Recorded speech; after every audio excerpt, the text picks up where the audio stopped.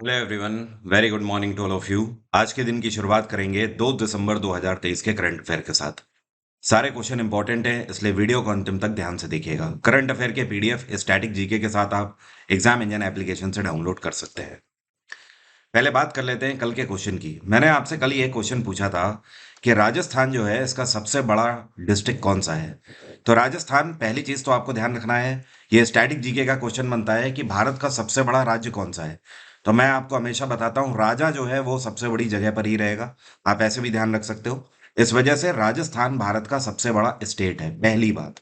दूसरी चीज, राजस्थान के अंदर डिस्ट्रिक्ट कितने हैं? इसके अंदर टोटल 33 डिस्ट्रिक्ट है, 33 जिले हैं, जिसमें से सबसे बड़ा जो जिला है क्षेत्रफल के आधार पर यह है जैसलमेर।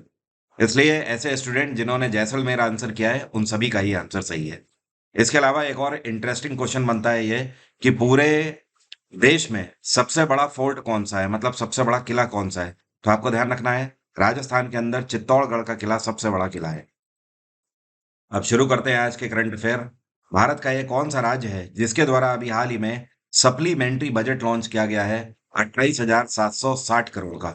देखिए, सप्लीमेंट्री बजट का मतलब ये होता है जब एक साल का नॉर्मली बजट बनाया जाता है, ठीक है, और अगर कभी कभी सरकार को ऐसा लगता है कि पैसे कम पड़ रहे हैं, ठीक है, नई योजनाओं के लिए, तो उस केस में एनुअल के बीच में ही सरकार कुछ पैसा और आवंटित कर देती है। तो इस बार ऐसा ही हुआ है, और यह है उत्तर प्रदेश में योगी आदित्यनाथ सरकार।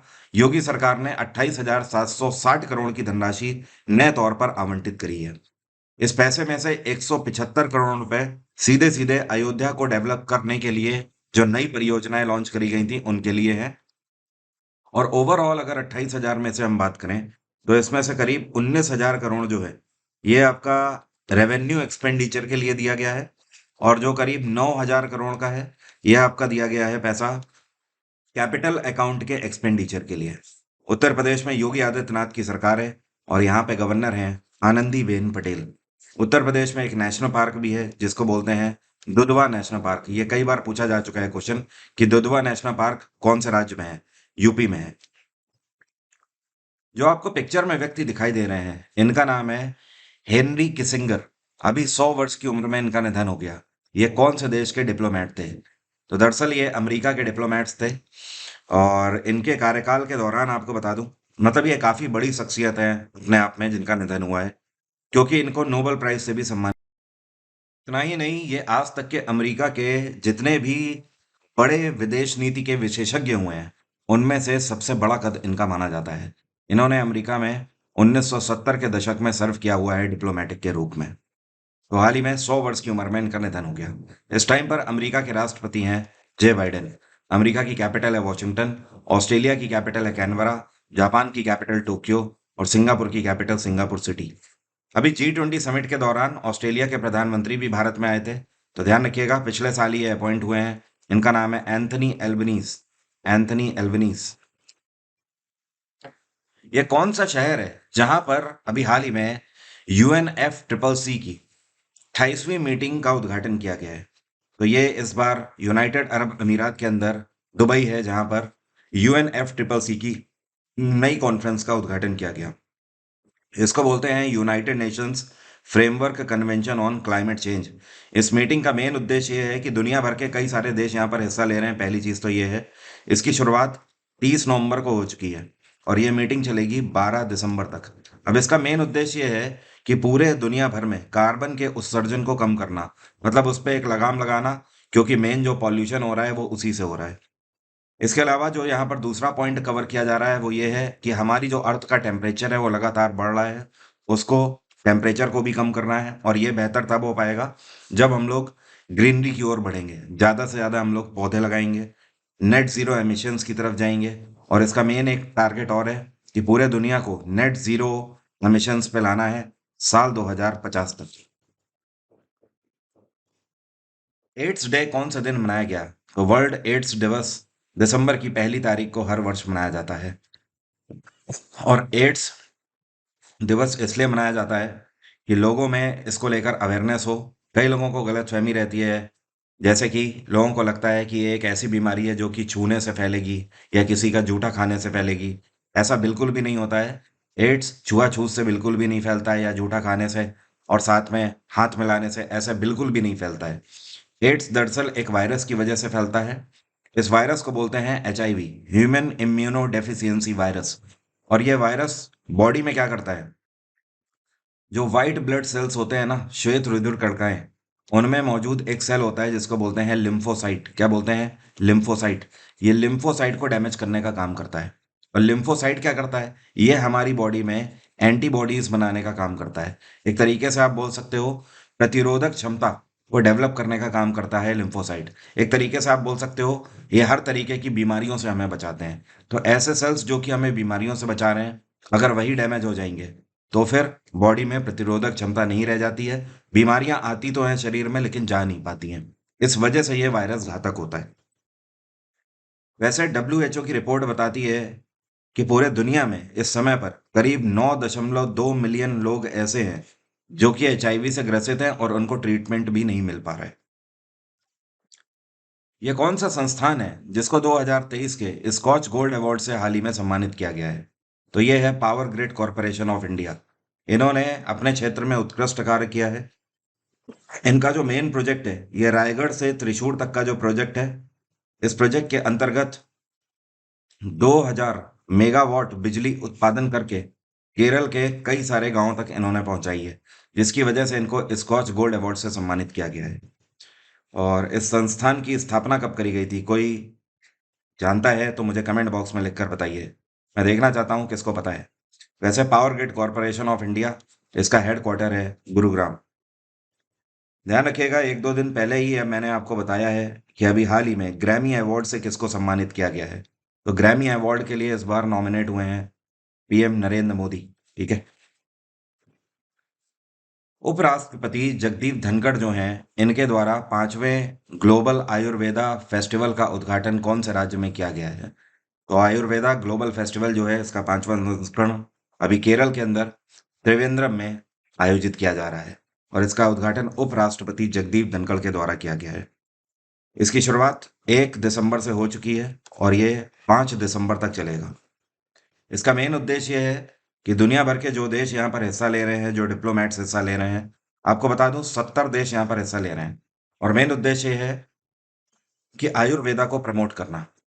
भारत सरकार के द्वारा 2015 में एक नए मंत्रालय की स्थापना करी गई जिसको बोलते हैं आयुष मंत्रालय, जो कि इस टाइम पर सब नंदा सोनवाल के पास है। अब आयुष मंत्रालय का मतलब क्या है? A for Ayurveda, Y for yoga, U for Unani, H for Siddha और एच फॉर होम्योपैथी।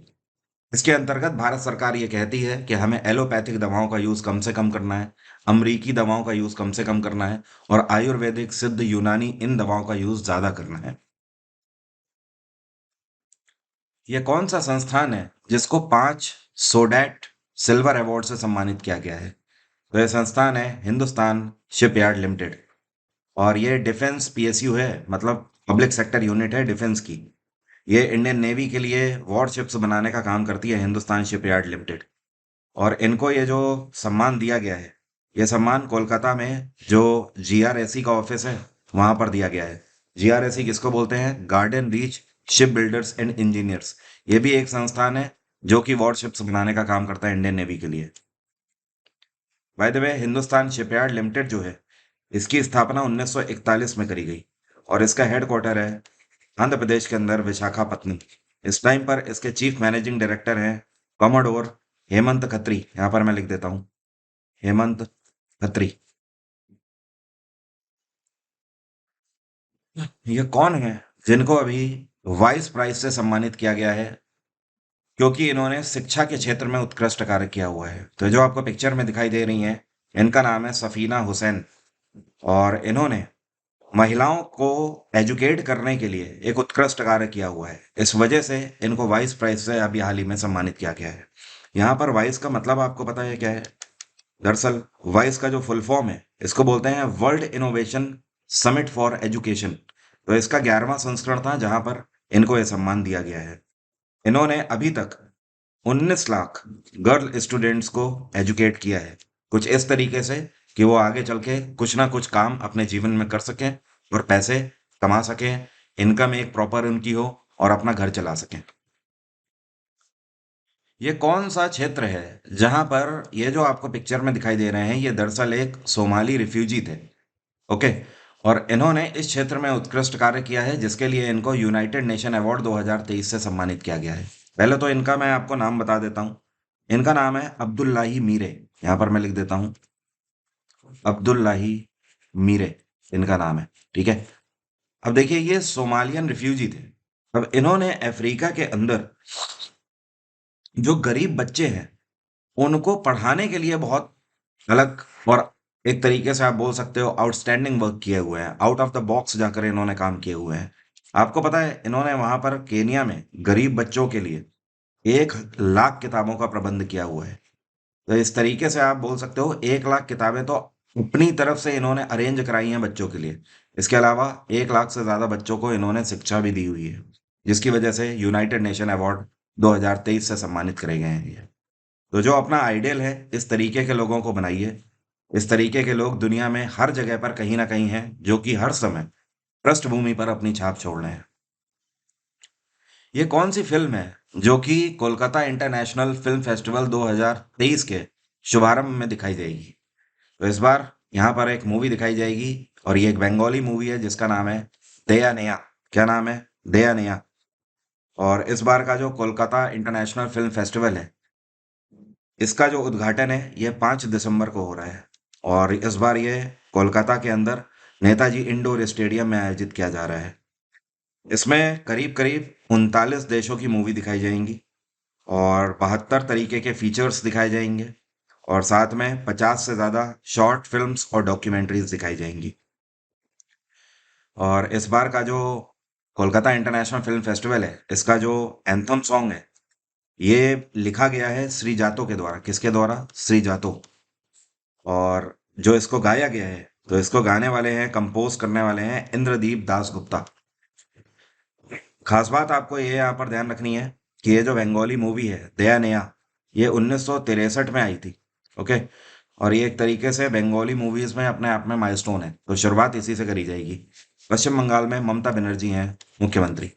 ध्यान रखिएगा अभी हाल ही में ममता बनर्जी ने बंगाल के ब्रांड एम्बेसडर के रूप में किसको अपॉइंट किया है? सौरव गांगुली को इन्होंने एम्बेसडर बनाया है बंगाल का। इससे पहले शाहरुख खान ब्रांड एम्बेसडर थे बंगाल के।